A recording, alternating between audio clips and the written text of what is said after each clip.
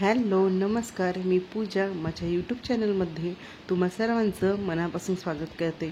तर बघा, सकाळ सकाळची वेळ होती आणि शिवांश असा झोपला होता, तर म्हटलं स्टडी करून घ्यावा। तर म्हणून मग तो जोपर्यंत झोपला आहे तोपर्यंतच माझा स्टडी होतो, म्हणून स्टडी करायला बसले मी। माझा लेखा आणि कोशागारचा पेपर आहे, तर बहुतेक 2-2.5 महिने लागेल पेपरची डेट यायला। मग जेवढा मला वेळ मिळतो तेवढा मी स्टडी करते आणि कामं पण मलाच एकटीला करावं लागतात। तर बघा, काल खूप उशीर झाला होता रात्री, त्याच्यामुळे भांडे मी तसेच ठेवले होते, तर सकाळी सकाळी मग करून घेतले। तसं मी ठेवत नाही, जास्त करून भांडे पण उशीर झाला तर मग राहून जातात।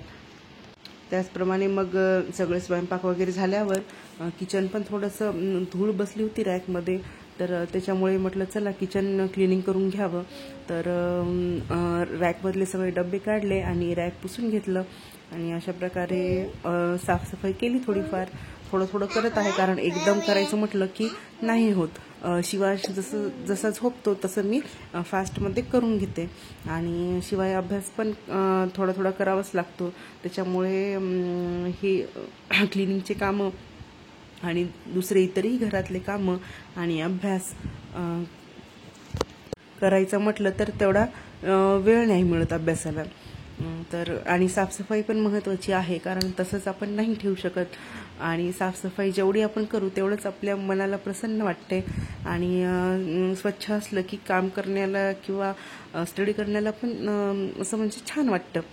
तर त्याच्यामुळे म्हटलं चला थोडंसं साफ करून घेऊया आणि रॅक मी साफ करून घेतलं आणि त्याच्यामध्ये पेपर टाकून घेतले आणि मग डब्बे पुसून घासायचे। मला डब्बे ना आमचे पाणी नाही आले, त्याच्यामुळे डबे घासायचे राहू द्यावं म्हटलं, आधी रॅक स्वच्छ करून घ्यावे आणि पुसून डबे लावून द्यावे आणि जेव्हा येतील नळ किंवा पाणी तेव्हा मग घासून टाकील मी डबे।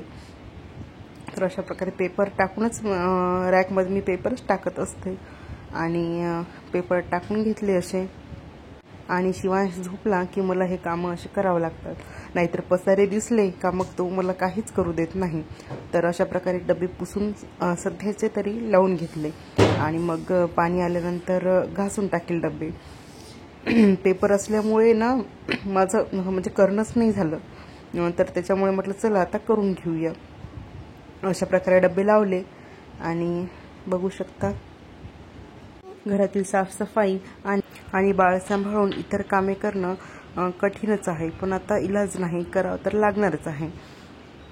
आता ना शिवांश जसा खेळतो तसं तसं मी अभ्यास करते, म्हणजे माझा असं काही फिक्स टाईम नाही आहे की या टाईमला आपण एवढे एवढे तास अभ्यास केला पाहिजे, कारण आता बाळ असल्यामुळे कसं नाही होत तेवढं।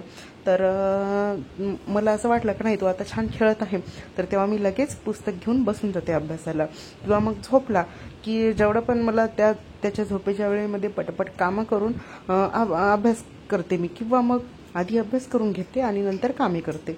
तर अशा प्रकारे माझं रुटीन चालू आहे।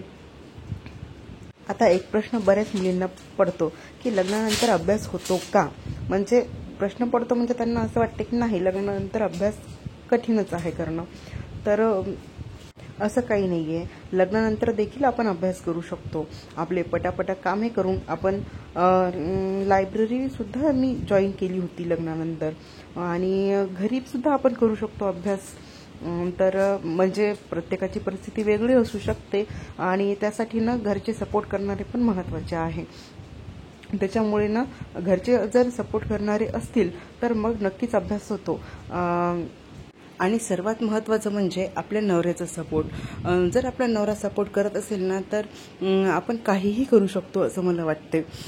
तर आणि त्यांना देखील आपला सपोर्ट महत्त्वाचा असतो आणि आपल्याला देखील त्यांचा सपोर्ट महत्त्वाचा असतो।